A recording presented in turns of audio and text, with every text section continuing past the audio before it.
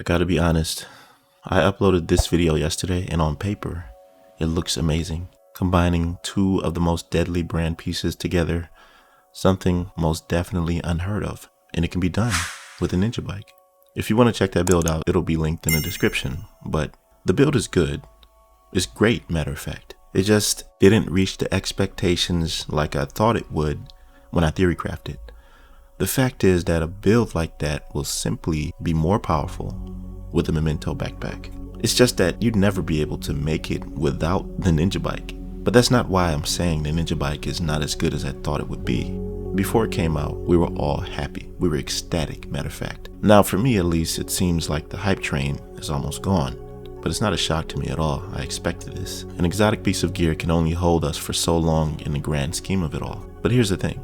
For some reason, the Ninjabike was way more versatile in Division 1. I think I remember some people complaining about this in a couple of my previous videos when I'd be praising the Ninjabike, saying that it's not going to be nearly as good as it was in Div 1, but I'm actually beginning to see that now.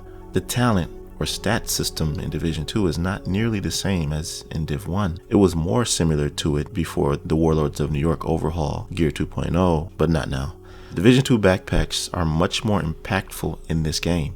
You lose out on so much by having a Ninjabike as a replacement, something I couldn't foresee until after I got my hands on it. This is only one aspect of it, but let me give you some examples of what I'm referring to.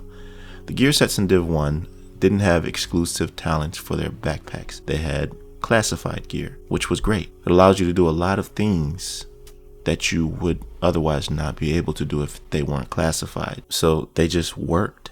But if you look at, let's say, ongoing directive in Div 2, the backpack talent is so good because it increases your bleed damage dealt by 100%. Look at Hunter's Fury backpack or Eclipse Protocol. Such impactful talents. So many of these are valuable, and when attempting to put the Ninjabike in its place, it feels like it's just getting in the way at times. Now in the Division 1, as I said, the gear set backpack did not have this problem, neither did the high-end backpacks. You can go without them, in fact. Here's a list of what the talents were. Even with everything that I just explained, it's not my main concern when it comes to the way I like to go crazy when thinking of making hybrid builds like I crafted in my head yesterday. I spent literal hours trying to revisit a lot of my older builds. I was going to start a series in Division 2 called the Ninjabike Remix, where I'd go through some of the most iconic builds I've made and make them even better with the Ninjabike. Impregnable was the first I wanted to try. The Liberty pistol build with 90% Hasbro and insane weapon damage. Well, one of the main reasons for that weapon damage and why it hit so hard was due to the vigilance talent on the 𝐤𝐳𝐫𝐞 backpack. The Bulwark shield would protect me from incoming damage, so vigilance stayed active pretty much 100% of the time. I also made a build called Critical Mass, where I had near maxed out crit hit damage with a backfire, and I was 100% immune. This means that I could reach up to 400% crit hit damage without bleeding. So I'd start at almost 200%. This is before the Ninjabike came out, by the way. So I just knew the Ninjabike would come and make it even better.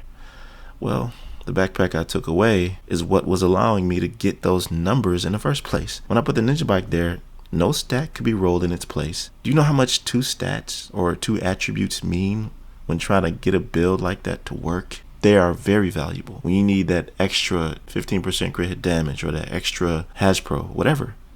Those 2 attributes on whatever piece you have equipped are valuable, but you can't get it with the Ninjabike. It has 3 cores, like the Memento, but the Ninjabike is not the Memento. There's a reason why the Memento has 3 cores, and it's actually working against the Ninjabike in a lot of builds. So maybe they could have looked at the Ninjabike in correlation with Memento and tried to figure out a way to make it equally powerful in another way. So I began to notice this trend in every combination I attempted to make. I was flustered. I was confused. I'm like, why are none of my builds working? Eventually, I just gave up. And as I said, it became a trend. The trend being the Ninjabike was actually the problem.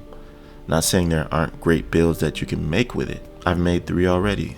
I'm just saying that we will never be able to relive the glory days we once had with the Ninjabike. The Division 2 is so far removed from what it used to be. All of the changes it's been through, it doesn't really know what it is. And suddenly, once again, the state of the Division 2 is right back to where it was before Season 11 began. I conducted a poll on my community post and asked what everyone was most interested in for Season 11 just one day before it was released.